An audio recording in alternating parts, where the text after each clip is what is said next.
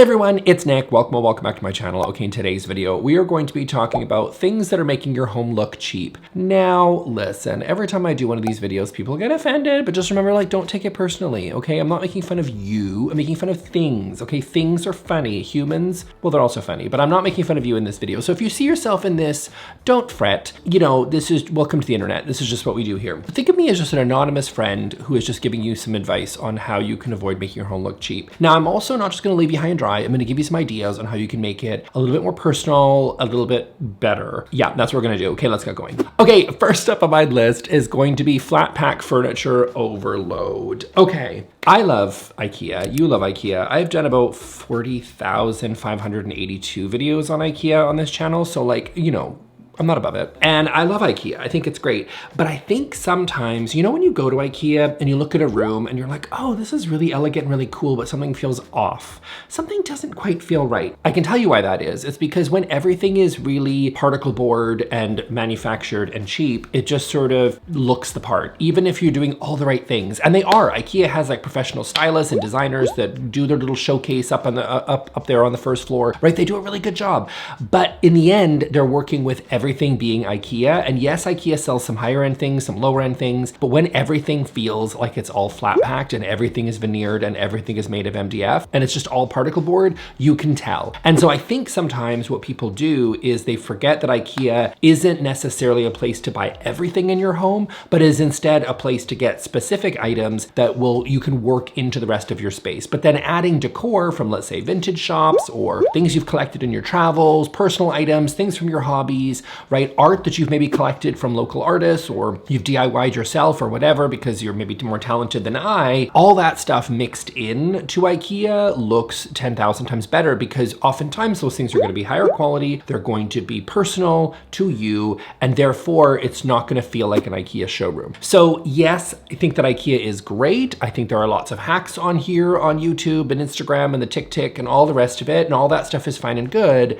but I think in the end, it's important to remember that IKEA should be mixed in so that it doesn't just look like an IKEA showroom because that never looks good. It's very much a college dorm vibe and I think you're ready to pass that. I believe in you. So just, you know, mix in IKEA, yes, but we're incorporating in other items that are much more personal and higher quality, ideally, if you can afford it, of course. No one needs to go into debt for this stuff. It doesn't really matter all that much, but incorporating that stuff in makes it far more personal and it's gonna not feel as cheap. Okay, next up on my list is gonna be too many fake plants. Now, I'm not the fake plant police. A lot of people in the comment section, the plant gaze especially, will be down in the comment section and they will tell you that fake plants are a horrible travesty on the world. I'm not gonna be that guy, okay? I don't really care. I'm not a big plant person. As you can see, there's nothing living behind me and I like it that way because I would kill them anyway. I do have a hosta that's been going strong on my patio for a while, so I'm pretty proud of myself, even though those are like pretty impossible to kill. But listen, too many fake plants is a problem because I think a little bit of fake plantage isn't bad. I think, like, I'm not completely mad at it, okay? If you are like me and you're just like, well, you know, I want to put a plant in the bathroom maybe, or in a room that doesn't get a whole lot of sunlight, or I'm really never going to take care of it, or you're investing in something higher quality, like something that you can't see the little flecks of plastic on the leaves, you know, go for it. I'm not completely mad at it. Is a real plant better? Of course it is, but I'm not going to be the fake plant police and tell you that you can't have one. I do think that when everything is a fake plant, I think we can tell. You might not think we can tell, but people can tell, and they're obviously not telling you, which is why I'm the anonymous friend on the internet that can tell you that we can tell. So I would advise, maybe if you love plants and you want to have a lot of plants in your home because they provide life and oxygen, maybe, I don't know, I'm not a botanist, then go for it. But I also think that if you're gonna throw in a fake plant, maybe just throw in one. But when everything's fake, we can tell. And fake plants are definitely something that I personally would avoid, even though an influencer is going to tell you that there's a super realistic olive tree on Amazon. I don't know if there is or not because I don't own one, but I think this is something that should be purchased in person, okay? Some things just need, because you need to see the leaf. You know what I mean? Like if I would buy a Christmas tree, I need to see that tree. Like I'm not here for, look, 99% of them are crap. So I want to really inspect that to make sure that it actually looks real. Some of them are good, some of them are not. definitely check them out in person. But yes, obviously, if you can do real plants and they're just gonna make sense for you in the space, then go for that. That's obviously ideal. But you know, not too many of the fake plants, I think is the way to go. Okay, next up is gonna be mass-produced canvas prints. I've done a few of these videos on things making your home look cheap, and I don't think this one's made the list before, which is shocking because I completely hate mass-produced canvas prints. Here's what I have a problem with. I have a problem with a few prints in particular. I have a problem with the whatever, the Highland cow that IKEA comes out with. I have a problem with the Amsterdam print they come out with. I have a problem with the Catherine, is it Audrey or Catherine Hepburn? One of them. I think it's Audrey. It's Audrey Hepburn, Breakfast at Tiffany's. Okay, so we've got the Breakfast at Tiffany's print. You know the one where she's looking over the shoulder?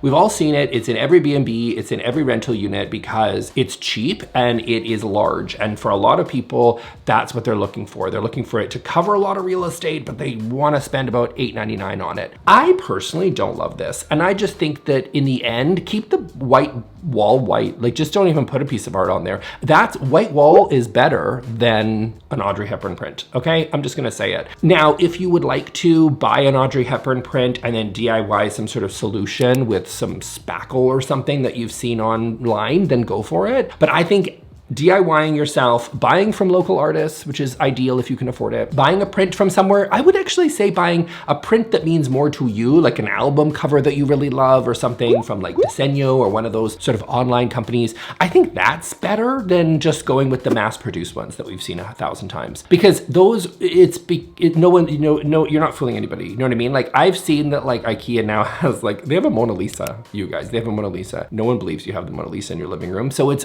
clearly, because no one does. So it's really silly and stupid. And honestly, up there with live, laugh, love energy. I know we love to make fun of that, and of course, as we should, but I don't think people make fun of and shame the mass-produced print as much as we ought to. Okay, next up on my list, it's gonna be pop of color throw pillows. I'm looking at my, whenever I say something online and then do you ever see that I glance into the finder to be like, do I have that in my background before I make fun of it? No, these are not super pop of color. Okay, here's my problem with the pop of color. I'm specifically referencing when people get a completely neutral couch, beige, gray, whatever. And that's overall, I think, a solid move, okay? Because even though I kind of regret my cream sofa, but that's neither here nor there. Because I think that getting a sofa that's neutral is probably gonna last you a lot longer than getting one that's jewel toned emerald or something, you know what I mean? Or peacock blue or something, if that's your style, go for it. But generally speaking, I think a neutral couch is probably gonna last you a whole lot longer, especially because they're super expensive and you should be investing in quality. Please see recent videos that I have talked about this matter. But here's what I have a problem with. You get a neutral couch, okay? And I understand, that makes total sense. I'm with you there. And then all of a sudden you're like, you know what this place needs? This place needs a pop of color.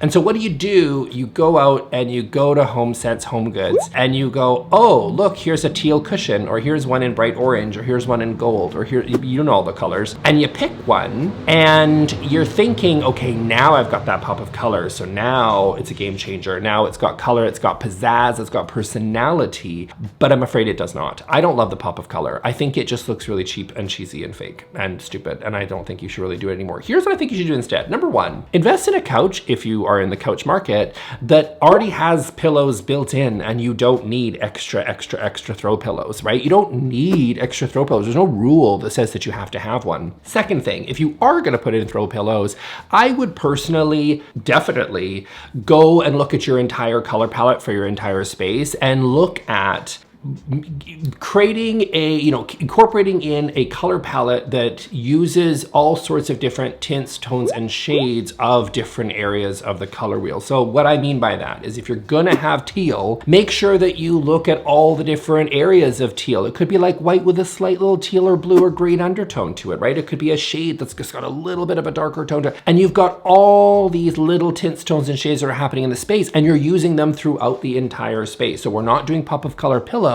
Now we're actually creating a real color palette that has nuance, that has lots of different colors that are sort of in that area of the color palette that you've selected, and that's gonna be far more successful. So yes, don't be afraid of color, he says within obviously brownish, different shades of brown background, but there's some color here. I know people don't think it, but there's some orange, there's some brown, there's some brick red, different color. I'm being generous to myself, obviously, but there's different colors that are in there in a palette that aren't necessarily just all cream or gray and then boom, teal pillows, right? So we're incorporating different variations of teal, blue, whatever, green, whatever you select for your entire color palette and work from there. Okay, next up on my list is gonna be tiny rugs. Okay, tiny rugs are a problem that I have talked about many, many times. You know, is it a Nick Lewis video if I don't talk about tiny rugs or color temperature? I don't know. Tiny rugs are a problem because they are not scaled to the rest of the room. Okay, that's pretty much what it is. I know we always talk about like the 2 rules, and we kind of drill down the basics of the 2 rules, and here they are. Number 1, you can put the front 2 legs on all the furniture pieces on the rug. So this makes sense for most people's rooms. Honestly, like the room that I'm in right now,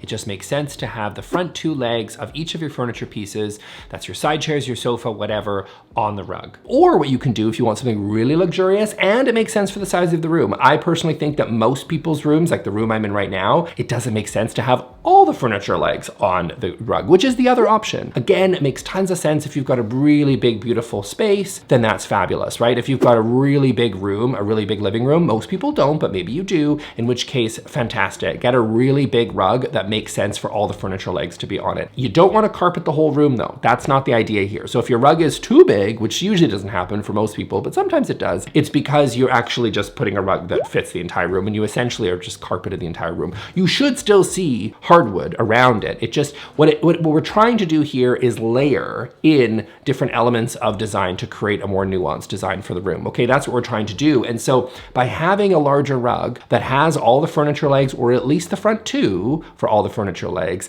you're creating sort of a platter in which all the rest of the furniture sits on. And so we're creating layers from the ground up. That's really what it's about. And it just looks silly if you didn't do that. If you just have a little tiny dinky rug in the center, it looks cheap because it looks like you either are not aware that your rug is too small, or you tried to make it fit because it's the rug that you had and therefore it kind of just looks cheap. I get it, like larger rugs are more expensive, and that's, you know, I don't like that either. I wish larger rugs were the same price. I wish it was like clothing, where a small shirt was the same price as an extra large, but you know, that's not how rugs work, okay? So I wish a larger rug was also cheaper for you, but it's not. You can also layer different rugs if that makes sense, but that's a little bit more of an advanced movement outside the scope of this video. But I would just say, save up, get yourself a larger rug. You honestly will not regret it. And get something that's a little bit like your style, but maybe, you know, if you're worried that it's gonna date, get something fairly like neutral and simple. I would say go for simple, not necessarily neutral in color, but simple. And that'll be a nice rug that will last you for a very long time. Ideally in probably wool would be your best bet for the first rug. Okay, next up is hollow core doors. Hollow core doors are making your place look cheap. I understand if you have them, and I'm not saying you know to rip out all your doors because that's expensive and time consuming and a whole big project, but I'm just gonna throw them in this video because it just fits here. I'm sorry. A hollow core door, what does that mean? It means that if you actually look at your door, I'm talking about an interior door, not your front door, not your back door, okay, but your interior door to like rooms, okay? If you knock it and it's got a little ping, ping, ping, ping, okay, that is a hollow core door. What that means is that inside,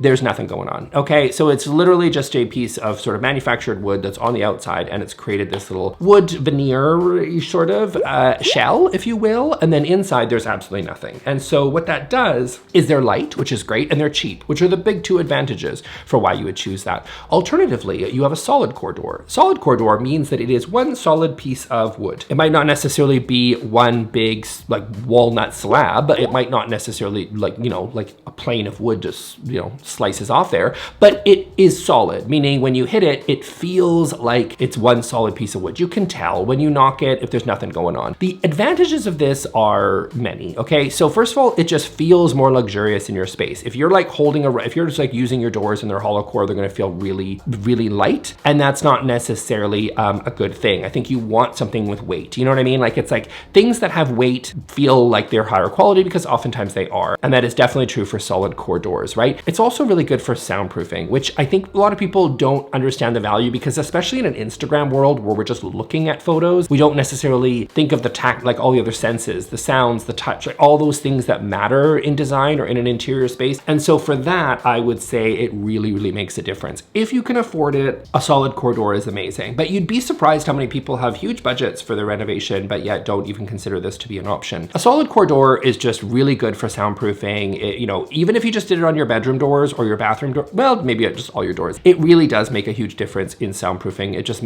gives people a lot more privacy in the home. And overall, I think it just improves the quality of the living space. Okay, next up, things making your home look cheap would be floating TV cords. Okay, this is true for all cords, okay? I don't like any cords, but I wanna really touch on the floating TV. So if you have yours on a stand like I do here, this doesn't really matter very much because it's so close to the media console or whatever that you probably can't really see the cords and they just like fall down the back of the media console and it's fine. But everybody wants to mount their television, which I do think makes sense for a lot of people. I'm personally moving in about 4 months, so I'm not really all that stressed about the fact that this is sitting on a stand, but I will mount it eventually in my whatever, but I'm moving, so I'm not really stressed. But if you're thinking about mounting your television or you already have mounted your television, that's great. But what's gonna happen is you're gonna create a little bit of a space, okay? And this space right here, where do the cords go? Now, if you're really thinking you're doing it the right way and you're not afraid to have a little bit of a project, the best is to route the cords through the wall, right? So you pop the cords in the back, you put them down, whatever, assuming that this is like a wall that you're capable of doing that. If it's an exterior wall, that's a different story. Don't blame me if you drill a hole through the side of your home, that's not my problem. Disclaimer, disclaimer. But basically you go down the interior wall and then you come out the bottom, and that's of course you plug it in through all of your things, right? And you probably have a little Samsung receiver, blah, blah, blah, whatever, I don't know. This isn't a tech channel, okay? That's not why you're here, but like that's the other option, okay? And you can go through the wall and that's ideal. If you don't have that option or you're renting or whatever and you're like, but I have these unsightly cords, what do I do? And it is making your place look cheap, I will be honest, because it just looks really half-assed. Then I would suggest these little strips that you get on Amazon. They're not ideal, sure, it's not as great as routing it through the wall, but again, here you are. And I would say that's a really great option. So you put this little plastic cover over and you route the stuff through, and it just sort of contains the cords and just sort of helps them blend into the wall. Generally, you can, depending on the type that you buy, you should also consider painting them out. So if you have a white wall and it's a white cord thing, then you probably don't need to. Actually, that's not true. You still need to, because the white on these little plastic things are not the same as the whites on the wall, okay? So if you've gone with like a cloud white or a simply white or whatever, and you've chosen something that's maybe got a gray undertone or it's got a creamy undertone, and then you put like this really white, and you probably, honestly, if the white paper strip that you have is the same color of your wall, you have a bigger problem. That is that you need to paint your walls, because walls are not meant to look like they've been just put primer on, okay? But let's say you've got that and it's mismatched, paint out those strips. Obviously, if you also have a green wall or a blue wall, then for sure paint them out, because it's really defeating the purpose if you've got this big white strip. It looks better than the cords, but not as great as if you painted them out. Okay, next up is gonna be peeling veneer furniture. Okay, so there's no saving it once it's veneered, okay? Because here's the thing, when you have solid wood furniture and maybe you're buying it new and it's probably pretty expensive, or maybe you're buying it vintage or used or whatever and you've got solid wood furniture, these types of things, when you get the dings, they usually wear in a little bit better than veneer. And that's the reason is because there's solid wood throughout the whole panel, right? Throughout the whole piece. And that is very, that's wonderful in terms of aging over time. But when people are oftentimes buying furniture to last them 6 months, a year, 2 years, and then they're gonna throw it out or recycle it, which is not great for the planet, you know, better just to hold on to things for a lot longer. Solid wood tends to wear in a lot better than veneer products do. Now, that's not to say you should never choose a veneer, because I totally get it. It's a great way to cut down on costs, that initial cost, because you've got these little strips of veneer that sit over top of, and it's like a wood effect. It's a little piece of wood, but it basically sits over top of something like a manufactured wood product, like an MDF or whatever underneath. And that is what a veneer is. And oftentimes they are peeling, especially the ones that are super, super old school, when it's maybe like a piece of vinyl. Maybe it's not even a real wood, like maybe it's a piece of vinyl or something that's put on top, and you can start to see them peeling. There's no coming back from that. And I think the lesson for you here is that for some pieces, if you really want to invest in them and you want to invest in quality, the construction, the materials matter, because again, if it's solid wood, it's more likely that, you know, yes, it will dent and scratch, but it will not peel, and you will not necessarily see all the MDF core or whatever underneath like you will with some veneered products. So if it's veneered, it's probably gone too far, and depending on how ugly and worn it is,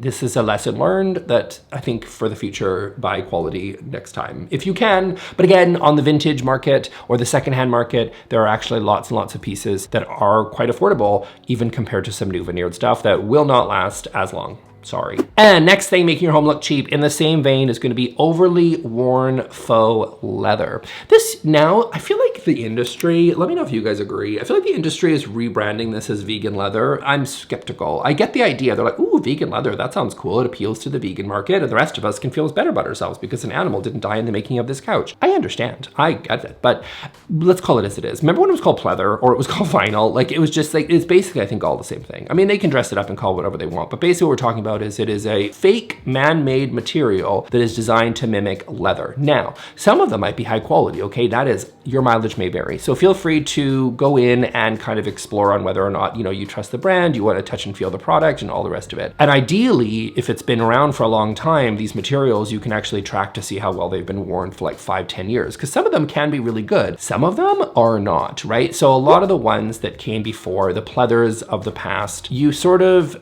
which is like plastic leather, basically, which is vinyl, right? It's like you sit on them and they wear out, and you can see that, right? They start to wear out, they start to look really ugly. And again, this is just a lesson on buying quality. Now, real leather, real, you know, top quality leather, and there's different variation grades of leather, please do your research. When you buy quality leather, it'll wear in over time. And that, I think, makes, it just looks like it's got this beautiful patina, and actually it looks lived in and actually looks really wonderful. And I think that leather that has been worn for years and years and years, it sort of breaks in. It's like a leather jacket, you know what I mean? It just breaks in over time, and it actually can feel really, really good. Now, of course, if you do not like to consume or use animal products, there's lots of options out there for your couch that are not pleather leather or anything else. And you can go in and just use like fabric or whatever. There's lots of great options, right? There's linen and cotton and wool and all. Well, wool, I don't know. Again, you're vegan, you figure it out. But I would still say that if you're pleather, you be careful, because overly peeled pleather furniture is definitely, it's just giving my brother's bedroom in 1994 is what it's giving. That little den living room area downstairs, it stank of old weed, and it was just, the pleather was pleathering and it needed to go. And it was, that was the situation. And the peeled veneer furniture, of course, you know, was there. You don't want that. Okay, you don't want to be my brother, and it's not 1994. You don't want to be, sorry if he watches this video, but I don't think he watches, well, he doesn't watch my channel. Who am I kidding? Don't be that, okay? So time to just upgrade. And for next time, we're going to consider buying higher quality products that wear in over time. Good luck. I've got lots of content on my channel that will hopefully guide you. Okay, so that's it for me for today, guys. I hope you really enjoyed this video. I'm gonna link here to my playlist on things making your home look cheap, because believe it or not, I have talked about this before a few times. So feel free to check out those videos, and I will see you all in those ones. Thanks a lot. Talk to you soon. Okay, see you in the next one. Bye. I can't believe I said that.